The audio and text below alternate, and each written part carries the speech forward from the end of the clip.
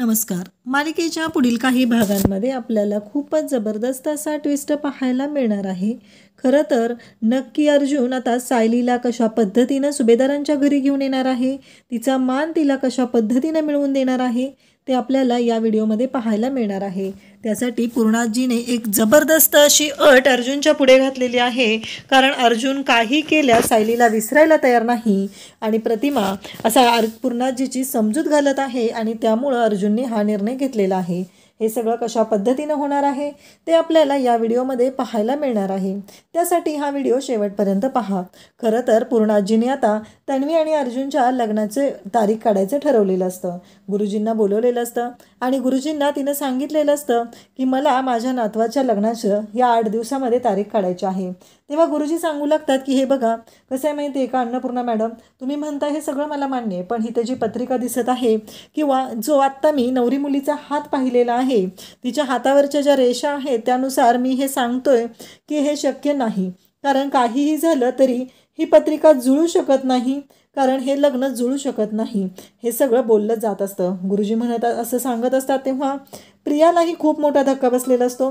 कारण हे कसं शक्य आहे, काहीही झालं तरी माझं आणि अर्जुनचं लग्न झालंच पाहिजे असं तिचं म्हणणं असतं. परंतु या सगळ्या गोष्टी घडत असतात आणि प्रिया मात्र पूर्णपणे तोंडावर पडलेली असते. काहीही झालं तरी तिनं हे लग्न आता तिचं होऊ शकत नसतं आणि या सर्व गोष्टी घडत असतात. तेव्हा मात्र सगळ्यांना धक्का बसलेला असतो. कारण इकडे गुरुजींनी सांगितलेलं असतं की हे लग्न कधीच होऊ शकत नाही, कारण ह्या हातावरच्या ज्या रेषा आहेत ह्या रेषा अर्जुनच्या पत्रिकेशी, अर्जुनच्या कुंडलीशी अजिबात जुळत नाही. जर तुम्ही अर्जुनशी तिचं लग्न करण्याचा प्रयत्न केला तर अर्जुनच्या जीवाला धोका आहे आणि 7 दिवसाच्या आत अर्जुनचं निधन होईल. कारण हे तेवढं वाटतं तेवढं सोपं नाही. हे सगळं बोललं जात असतं. तेव्हा मात्र खूप मोठा धक्का सगळ्यांना बसलेला असतो. इकडे पूर्णाजी आणि त्याचबरोबर कल्पना या तर घाबरून बसलेल्या असतात. नाही, मी माझ्या अर्जुनच्या जीवाशी खेळू शकत नाही, हे लग्न नाही झालं तरी चालेल असं आता पूर्णाजी आणि कल्पना म्हणू लागतात. प्रतिमाचीही तीच इच्छा असते, कारण प्रतिमाला असं वाटत असतं की नाही. पण इकडे प्रिया मात्र खूपच घाबरलेली असते. तिला आता कळत नसतं की काय निर्णय घ्यायचा, काय करायचं, हा प्रश्न तिच्या पुढे पडलेला असतो. त्याचवेळी घरातल्या सगळ्यांना आता प्रश्न पडलेला असतो. पण अर्जुन मात्र इकडे हट्टाला पेटलेला असतो. मी सायलीलाच घेऊन येणार आहे घरी, एवढा हट्ट अर्जुन करून बसलेला असतो. आणि आता सगळेजण खूपच टेन्शनमध्ये असतात, कारण अर्जुन ऐकायला तयार नसतो आणि तेवढंच पूर्णाजी आणि कल्पना पण त्याच्या विरोधात जात असतात. त्याचवेळी अर्जुन विचार करतो, तो म्हणू लागतो की नाही, काहीही झालं तरी मी कोणाचंही ऐकून घेणार नाही, मी मिसेस सायली यांनाच घरी घेऊन येणार आहे असं अर्जुनचं म्हणणं असतं. आणि अर्जुन खूप आजारी पडतो. अर्जुन अगदी कासावीस झालेला असतो आणि त्याचवेळी प्रियाचे तर इकडे वाट लागलेली असते. गुरुजींनी सांगितलेलं असतं तिचा हात बघून की या दोघांचं लग्न कधीच जमू शकत नाही. प्रियाला मात्र खूपच टेन्शन आलेलं असतं. तर इकडे पूर्णाजी म्हणते आता काय करायचं, सुभेदारांच्या या नातवाचं वाटोळ झालेलं मी माझ्या डोळ्यांनी नाही पाहू शकत. त्याचबरोबर पूर्णाजीचं असं म्हणणं असतं की काहीही झालं तरीही मला माझं नातवंड सुखात पाहिजे, मला माझं पतवंडाचं तोंड पाहायचं आहे. तर प्रतिमा पण तिथं आलेली असते. प्रतिमा पूर्णाजी आणि त्याचबरोबर कल्पना या दोघींचीही समजूत घालू लागते. ती म्हणू लागते की मला काय वाटतंय माहिती आहे का, आपण जो हट्ट करून बसलेलो आहे तो चुकीचा आहे की तन्वी आणि अर्जुनचं लग्न लावायचं. जर सायली आणि अर्जुनने जरी कॉन्ट्रॅक्ट मॅरेज केलेलं असलं तरी त्या दोघांचं देवाब्राह्मणाच्या साक्षीने लग्न झालेलं आहे आणि मला असं वाटत आहे की काही झालं तरी त्यांचं लग्न आपण मान्य केलेलं पाहिजे. कारण ते सप्तपदी चाललेले आहे, त्यानंतर आपण घरामध्ये पूजा घातलेली आहे, एवढं सगळं झालेलं आहे आणि मग हा हट्ट कशासाठी. तेव्हा पूर्णाजी अर्जुनला सांगते की 24 तासाच्या आत तू त्या सायलीला घेऊन घरी यायचं आहे आणि माझी अट आहे, ती जर अट तुम्हाला मान्य असेल तरच मी तुमच्या या लग्नाला होकार देणार आहे. तेव्हा अर्जुनच्या पुढे प्रश्न उभा राहतो. खरं तर अर्जुनने जोशी वकिलाने जो राडा केलेला असतो त्यासाठीही त्याची धुलाई केलेली असते आणि अर्जुनला प्रश्न पडलेला असतो की आता मधुभाऊंना कसं मनवायचं. कारण पूर्णाजीचं असं म्हणणं असतं की सायलीच्या वडिलांना मनवलं पाहिजे आणि त्यानंतरच तू सायलीला घेऊन या घरामध्ये यायचं आहे. हे सगळं ऐकल्यानंतर कल्पनाला धक्का बसलेला असतो, कारण कल्पनाला हे अजिबात आवडत नसतं. परंतु पूर्णाजीच्या समोर कल्पना मात्र काहीही बोलू शकत नाही आणि मग सायलीला घरी आणण्याचा निर्णय घेतला जातो. अर्जुनकडे 24 तास असतात आणि त्या 24 तासामध्ये जर अर्जुनने आणलं नाही तर अर्जुनला पूर्ण जी मुलगी बघेल त्या मुलीशी लग्न करावं लागणार असतं. इकडे अर्जुन आता चैतन्याला कामाला लावतो आणि त्या जोशी वकिलावर नजर ठेवायला सांगतो. चैतन्य इकडे जोशी वकिलावर नजर ठेवण्याचं काम करत असतो आणि त्याला कळतं की जोशी वकील हा महिपतला भेटायला गेलेला आहे आणि तिथे महिपत साक्षीला तो भेटलेला आहे. त्यांच्यामध्ये बोलणं चालू आहे आणि चैतन्य अगदी हुशारीने त्यांचा व्हिडिओ काढून घेतो आणि त्याचबरोबर इकडे अर्जुन मात्र सायलीच्या प्रेमात वेडा झालेला असतो. तोही सायलीच्या मागे जात असतो, सायलीला भेटण्याचा प्रयत्न करत असतो, पण सायली काही अर्जुनला भेटत नसते. मग इकडे अर्जुनला कुसुमचा फोन आलेला असतो आणि कुसुम सांगते की मधुभाऊंनी सायलीला आणि मला कोल्हापूरला पाठवण्याचं ठरवलेलं आहे आणि कदाचित मधुभाऊ सायलीला कोल्हापूरहून पुन्हा कधीच आणणार नाहीत, हा मधुभाऊंचा निर्णय आहे. अर्जुनला खूप राग आलेला असतो. अर्जुन म्हणतो आता काही झालं तरी मला उद्या बसस्टँडला जाऊन सायलीची भेट घेतली पाहिजे आणि सायलीच्या जवळ प्रेमाची कबुली दिली पाहिजे, हे अर्जुनने ठरवलेलं असतं आणि ते करण्यासाठी अर्जुन सज्ज झालेला असतो. त्याने फुल प्लॅनिंग केलेलं असतं. रात्रीच्या वेळी जाऊन अर्जुन आणि चैतन्याने जोशी वकील, महिपत आणि साक्षी यांचा व्हिडिओ मिळवलेला असतो. इकडं पूर्णाजी काळजीत असते, कल्पना काळजीत असते, कारण आता करायचं काय आणि त्याहीपेक्षा वाट लागलेली असते ती म्हणजे प्रियाची. कारण तिला प्रश्न पडलेला असतो की या सगळ्यातून मी कशी बाहेर पडणार आहे, कारण मला या अर्जुन सुभेदारशी लग्न करून ही प्रॉपर्टी मिळवायची होती आणि ती प्रॉपर्टी मी आता मिळवू शकत नाही. या गोष्टीचा त्रास तिला होत असतो, कारण तिला या सर्व गोष्टी तिला हव्या असतात आणि हे सगळं मिळवण्यासाठी ती कोणत्याही थराला जाण्याचा विचार करत असते. आणि पूर्णाजी पण आता टेन्शनमध्ये आलेली असते. पूर्णाजीला कळत नसतं की अर्जुन आता नक्की काय करणार आहे. तर अर्जुन देवी आईची इकडे बोलवत आहे आणि देवी आईच्या तिथे शपथ घेतो, तिथे नमस्कार करतो, देवी आईचे आशीर्वाद घेतो आणि ठरवतो की आता पुढे काय करायचं आहे. अर्जुनने फुल प्लॅनिंग केलेलं असतं आणि त्या प्लॅनिंगनुसार अर्जुनने ठरवलेलं असतं की पुढे आपल्याला कोणत्या पद्धतीने गोष्टी करायच्या आहेत. आणि मग कुसुमने अर्जुनला ऑलरेडी फोन करून सांगितलेलं असतं आणि कुसुमने सांगितल्यामुळं अर्जुन तिकडे जायला निघतो.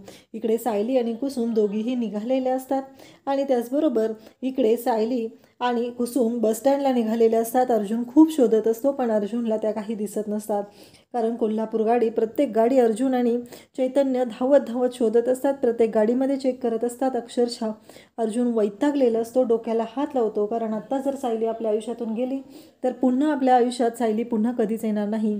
इकडे सायली ही तिथे बसस्टँडला बसलेली असते. तिला आठवत असतं, तिला जाणवत असतं की आपला अर्जुन आपल्याकडे आलेला आहे.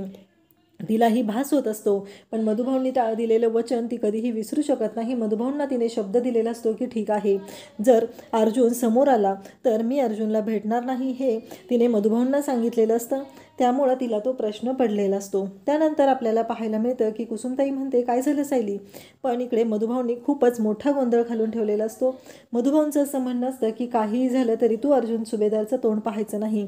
तेव्हा सायली तिथे पाहत असते आणि इकडे अर्जुन सगळ्यांच्या समोर बसस्टँडला तिथे अनाऊन्समेंट करत असतात. तिथे जातो आणि तिथून सांगू लागतो की मिसेस सायली तुम्ही कुठे आहात, मी तुमच्याशिवाय जगू शकत नाही, माझं तुमच्यावरती खूप खूप प्रेम आहे, I love you Mrs Sayali, असं तो म्हणत असतो.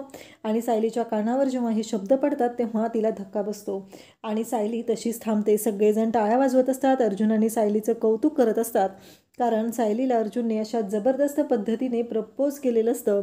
ते पाहून सायली आणि कुसुमताई या दोघींनाही खूप आनंद झालेला असतो, कारण ज्या क्षणाची सायली इतके दिवस झालं वाट बघत होती तो क्षण तिच्या आयुष्यात आलेला असतो आणि सायलीला खूप मोठा आनंदाचा धक्का बसलेला असतो. सायली खूप खुश झालेली असते, परंतु मधुभाऊंचे शब्दही त्या क्षणी तिला आठवतात आणि ती तशीच बसमध्ये जाऊन बसणार असते. तेव्हा अर्जुन म्हणतो जर मिसेस सायली तुम्ही माझ्या प्रेमाचा स्वीकार केला नाही, तुमच्या मनात मला माहिती आहे काय आहे ते, पण मधुभाऊंनी तुम्हाला शपथ घातलेली आहे म्हणून तुम्ही माझ्यापासून लांब पळत आहात, तर आता ही निघालेली बस आहे त्या बसच्या पुढे मी आडवा पडणार आहे आणि बस माझ्या अंगावरून जाईल, मी इथून बाजूला सरकणार नाही. तेव्हा कुसुमताई म्हणते की सायली मधुभाऊंसाठीच तू एवढं सगळं केलेलं होतं, पण आज मधुभाऊ तुझ्याच हितासाठी बोलत आहेत, पण आज मधुभाऊंचा गैरसमज झालेला आहे. आणि इकडे चैतन्य म्हणतो की सायली वहिनी काळजी करू नका, मधुभाऊंचा जो गैरसमज आहे तो मिटणार आहे, कारण त्या विरोधातला पुरावा माझ्या हाती लागलेला आहे. जोशी वकील हा महिपतला भेटायला गेलेला होता तो पुरावा माझ्या हाती लागलेला आहे आणि तो पुरावा मी मधुभाऊंना नेऊन दाखवणार आहे आणि त्यानंतर मधुभाऊंचा गैरसमज दूर होईल. हे ऐकल्यानंतर सायलीला तो पुरावा दाखवला जातो आणि सायलीलाही विश्वास बसतो. सायली ठरवते की आता काहीही झालं तरीही मला या सगळ्यातून बाहेर पडण्यासाठी काहीतरी मार्ग काढावाच लागणार आहे आणि सायली या गोष्टींचा विचार करू लागलेली असते. इकडे अर्जुन आणि चैतन्य सायलीला घेऊन घरी येतात तेव्हा पूर्णाजी, त्याचबरोबर प्रतिमा, कल्पना सर्वजण तिथं असतात. तर प्रतिमाने सायलीसाठी तिथे रांगोळी काढलेली असते, फुलं ठेवलेली असतात आणि स्वागताची पूर्ण तयारी केलेली असते. सगळ्यांना धक्का बसत असतो की सायलीसाठी प्रतिमा एवढं का करत आहे, कारण सगळ्यात जास्त आनंद प्रतिमाला झालेला असतो. हे पाहून अर्जुनलाही भारी वाटत असतं. प्रतिमा सायली अर्जुनला सुखी संसारासाठी आशीर्वाद देते आणि मग पूर्णाजी त्या दोघांना बोलावून घेते. पूर्णाजी म्हणते, जर 1 वर्षाच्या आत माझ्या मांडीवरती पतवंड देणार असाल तरच तू या घरात यायचं आहे आणि पुन्हा तुमचं हे असलं जे नाटक आहे, कॉन्ट्रॅक्ट मॅरेज वगैरे, हे खपवून घेतलं जाणार नाही. हे जर तुम्हाला मान्य असेल तरच तुम्ही या दोघांनी या घरामध्ये यायचं आहे. आणि सायलीला मात्र खूप भारी वाटत असतं आणि पूर्णाजी त्या दोघांना चांगला आशीर्वाद देते आणि त्याचबरोबर कल्पनाकडे गेलेले असतात. कल्पनाला मात्र खूप वाईट वाटत असतं, कारण तिला मनातून तरी सायलीला स्वीकारायचं असतं, पण कल्पना मात्र थोडीशी रागावलेली असते. तिला वाईट वाटत असतं की सायलीने मला फसवलेलं आहे. मी सायलीवरती एवढा विश्वास दाखवलेला होता, परंतु सायलीनं माझ्या बाबतीत चुकीचं केलेलं आहे. सायलीनं या पद्धतीनं वागायला नको होतं. सायली पण हात जोडून कल्पनाची माफी मागत असते की आई मला माफ करा, माझ्याकडून चूक झालेली आहे, पण हे सगळं अनावधानाने झालेलं होतं, यामागे माझा कोणताही हेतू नव्हता. अर्जुनही माफी मागत असतो आणि कल्पना मग सायलीला मिठीत घेते आणि तीही तिला माफ करते. पूर्णाजीने माफ केलेला आहे. सुभेदारांच्या घराचा वारस हा सायलीच्याच पोटात वाढणार आहे असं गुरुजींनी सांगितलेलं असतं. स्वार्थीपणाच्या भावनेने पूर्णाजीने सायलीचा सून म्हणून स्वीकार केलेला असतो, पण या गोष्टीमध्ये अर्जुनचा मात्र फायदा झालेला असतो. फायनली अर्जुन आणि सायली एक झालेले असतात. अर्जुन सायलीला घेऊन पुन्हा सुभेदारांच्या घरी आलेला असतो आणि चैतन्यही मधुभाऊंना घेऊन आलेला असतो आणि मधुभाऊही म्हणतात की खरंच अर्जुन मला माफ कर, कारण माझ्याकडून चूक झाली, मी माणूस ओळखल्यात चुकलेलो आहे, पण माझ्या लेकीने मात्र योग्य माणूस ओळखलेला आहे. अशाच अपडेटसाठी चॅनलला सबस्क्राईब करा. थँक्यू.